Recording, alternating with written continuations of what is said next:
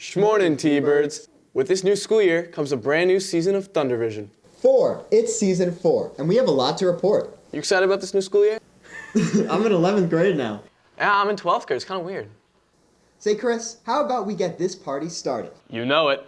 In today's episode, Octavio talks about the new phone policy. Dylan reveals Austin's second biggest secret. Tim teaches seniors how to be normal in the parking lot. Maggie takes us to Amityville Music Hall to explore Long Island's local music scene. Bella meets with Mr. Woods to discuss AI. And Noah reveals the return of Shakespeare in the school. That's 6 whole stories. But not 7. We're no longer allowed to have our phones out during the school day due to a new New York law. Over to Octavio with the story. This year, in all New York schools, phones have been banned due to a new law that's been passed. We've gone around the school asking students, teachers, and phone monitors their reactions, thoughts, and opinions on new phone policy, and how it'll be used in the classroom, and how I think it will affect the school going forward. Who am I here with today? Laura Kemp, English teacher. What are your opinions on the new phone policy? I wish we didn't have to have it. I understand why it went into effect, but if people could police themselves, then we wouldn't have to do it. But if they can't, then we have to do something. Do you think this will lead to more productivity in the classroom? Absolutely. And like when people don't have their phones out in front of them all the time, they're paying better attention, they're working harder, they're listening, they can hear, they're not distracted. It's just better. Have you seen any phones in the classroom so far? Unfortunately, yeah. Have the students have any bad reactions to the new phone policy? I would say that overall people don't like it, and I understand why they don't like it, because our phones are a part of our lives now. So we need to figure out a way where we can keep this in the classroom and it makes sense and it doesn't distract everything. But until we figure that out, we're a little stuck. Do you think there is any way we could have a phone in the classroom? I think there is. I'm realizing how much I actually used phones in the classroom now that they're not supposed to be in the classroom. So I think there is a way to make it work where everybody can do what they need to do, still get the work done, but still be able to have access to their phones. I just don't know where that sweet spot is yet. I don't think most of us know where that sweet spot is yet, but we'll figure it out. All right, thank you for your time. Who am I here with today? Gianni Witt, also known as Goober. What are your opinions on the new phone policy? I think it's not beneficial for our students. Do you think phones have a place in the classroom? Yes, because school is preparing us for the future, and we're going to have phones in the future. Do you think the lack of phones will lead to more productivity? I think it could for some students, but I think overall it's not going to help us. Thank you for your time. Who am I here with today? Mrs. Carr. What are your opinions on new phone policy? My opinion is that the phone policy is a good thing to a certain extent. How do you think this will lead to more productivity in the classroom? 100%. Less distractions, more concentration, listening to the teachers and students listening to their peers. So I think it's 100% great. How have students reacted to the new ban? A lot of complaints. I think the biggest complaint is with their free time to be able to use their phone. That's the biggest complaint. Have you seen any phones around the library so far? Yep. All right. You want to know what I do when I see them? Yeah. I ask them to put them away. All right. Thank you for your time. Okay. The long-term effects of this new phone policy remain to be unseen, but you can be sure that Thundervision will continue to report on the story throughout the year. Back to you in the studio. How you feel about the new phone law, Chris? I mean, it's good, but it's also really annoying when it comes to, like, trying to research something or just, open up, like, YouTube. Or just trying to open up YouTube in class. Austin has been hiding his secret identity from us all of these years. What did you find out, Dylan? He's like Spider-Man. Let's take a look. The US Open recently ended, and if you caught any of the matches, you probably noticed the unsung heroes of the event, the ball crew. Did you know that walking these halls, we have an esteemed member of the ball crew right here at Connecticut? That's right, our very own Austin Baker has been crewing for the U.S. Tennis Association at the Open for the last 4 years. 4 years ago, the USTA had to rebuild their ball crew in the wake of COVID. As a huge tennis fan and member of the Connecticut tennis team, Austin filled out an online application, went to tryouts, and was eventually chosen to crew at the annual US Open matches, held at Arthur Ashe Stadium in Queens. We had a chance to sit down with Austin to learn more about the experience having an on-court view of the action. All right, I'm here with Austin Baker, senior citizen. What's it like to watch great tennis matches up close? It's pretty cool. As a tennis player myself, it really makes me realize how bad I am and that I have no power or control at all against these guys. And you get to see the mind games they're playing. It's pretty cool. I'm sure you could beat at least one of them. No. Do you think you've made any lifelong friendships through being a ball boy? I don't know about lifelong friendships, but my friend did teach me how to solve a Rubik's Cube this year, and I haven't forgotten it, so that might stay with me forever. That's a pretty great friend right there if they're teaching you how to solve a Rubik's Cube. Yeah, he kind of just gave me a YouTube video, and I just listened. Oh, well, you know. What would you say is the best part of your ball boy outfit and the worst part? The best part is probably the shirts. They're relatively comfortable, and we get 3 of them, which is pretty nice, so we can sell them on eBay. And the worst one is easily the shoes. Every year, Polo has exponentially made them worse. I don't know how it's possible. Like, kids would get blisters. It was pretty bad. That's not great, but I will say you're looking pretty fly right now. Show off those wristbands to the camera. Look at this guy. Thank you for your time, Mr. Baker. Of course. If this sounds like something you'd be interested in, visit usopen.org and fill out their application. Thanks, Austin, and happy ball boying. Wow, Austin sure is amazing. Some might call him a ball star. Timmy brings us to the student parking lot to go over the do's and don'ts of parking. Over to you, T-Money. As the school starts, many seniors and even some teachers begin to park at the school. There may be some difficulties when it comes to the parking lot. To help everyone through the trials, here are some do's and don'ts for the senior parking lot. When you are parking, make sure to pay attention and don't park like this. Do park like this.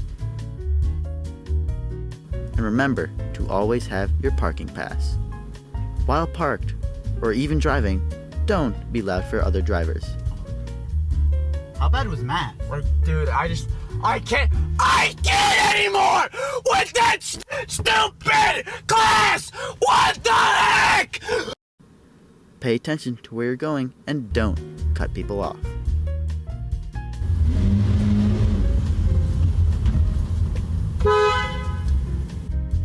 Do wait your turn.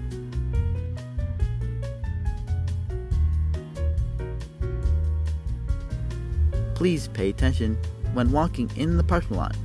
Don't be on your phone.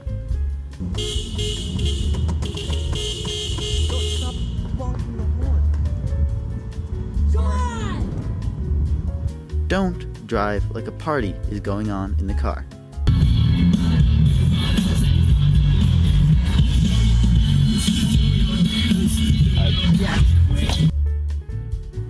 Please be safe and remember the do's and don'ts of the high school parking lot.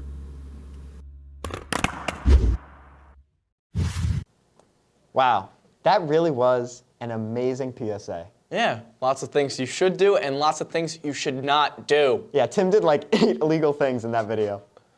For our next story, we leave the school building and head over to Amityville. Over to Maggie with her story on the local music scene. Over the years, Long Island has created a strong community among local musicians. Starting back in the 1960s, rock has been a prevalent part of the music scene. Bands and music such as Billy Joel, Mariah Carey, and the Blue Oyster Cult jump-started their careers in local venues on Long Island. The Amityville Music Hall, located at 198 Broadway in Amityville, New York, was formerly known as the Broadway Bar, and before that, the Village Pub South, and opened in its current form in 2013. It has become a significant venue for live music, particularly for underground and local artists in genres like punk, metal, and hardcore. The venue serves as a platform for new artists and has a capacity of 85 people. We took a trip to the Amityville Music Hall to learn about how the music scene has evolved and interview potential stars of our generation. What's the name of your guys' band? Gillard. Yeah. What's each of your guys' name? I'm James. I'm Alex. I'm Gabe. I'm Mia. Maddie. I'm Mike. What type of music do you typically play? I typically play new metal, a lot of System of a Down. I go alternative and even to jazz. New metal or like really heavy. How did you guys start getting gigs around the island? We just put ourselves out there on the Instagram. We made content, we asked, we even had people reach out to us, which was phenomenal. Most people in the scene are like super dope and they want to give you opportunities, especially young bands. It's if you gotta know people, and if you do, which you will if you show up. Have you guys seen like a community throughout the music scene? Yeah, 100%. Yeah, I think so. I think like everyone that like you get to meet there, like at these like shows and everything, are just like cool people that you can actually get along with.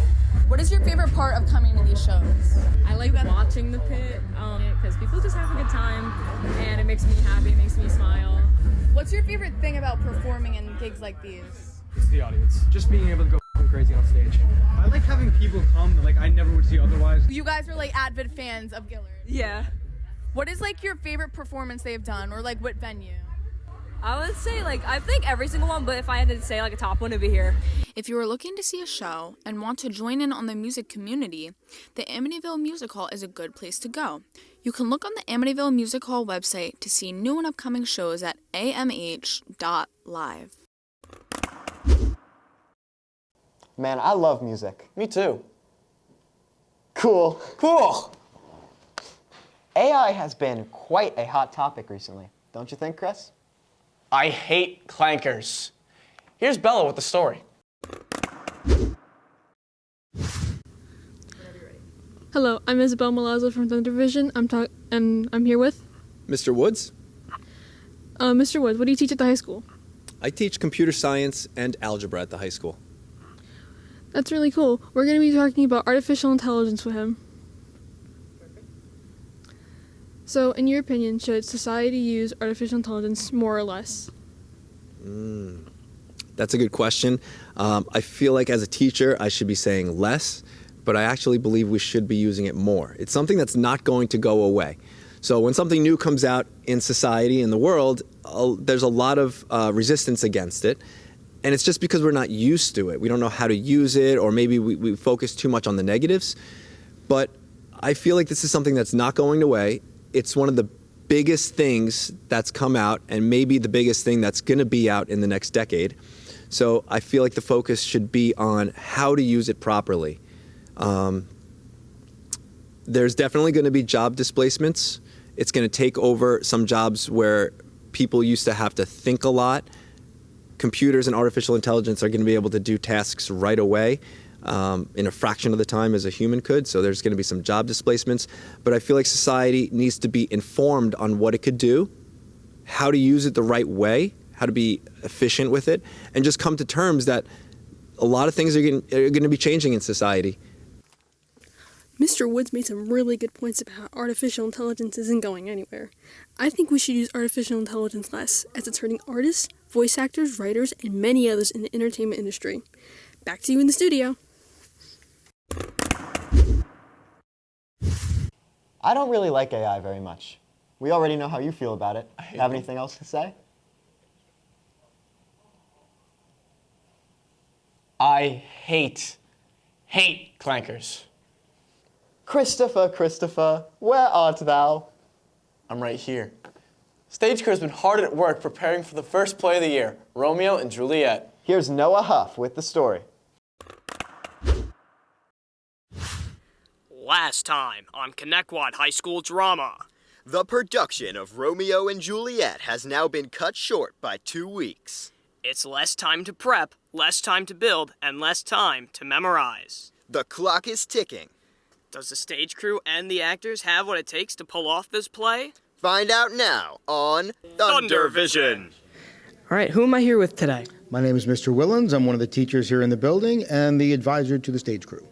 All right, Mr. Willens. I just heard that the high school play has been cut short by 2 weeks. How are you feeling about this? It's definitely less time than we have had in previous years, but I think we're up for the challenge. Do you think that the stage crew students will be able to get all the sets done in time for the play? 100%. These kids are dedicated. They've got a plan already in action, and we are ready to get building. All right. How do you think the stage crew managers and students in general feel about this?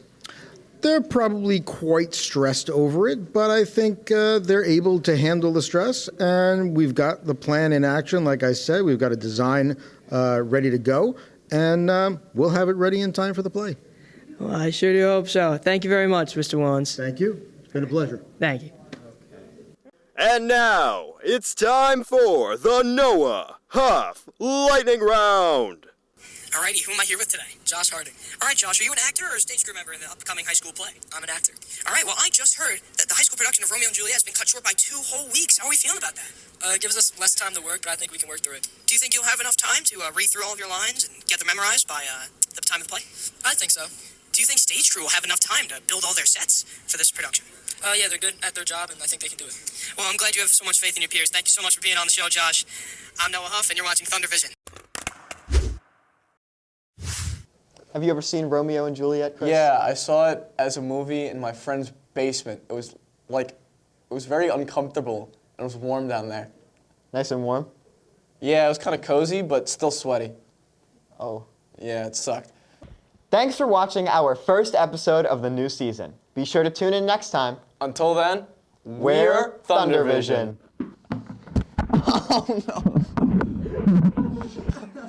Like, what just pelted it right at my chest? I know.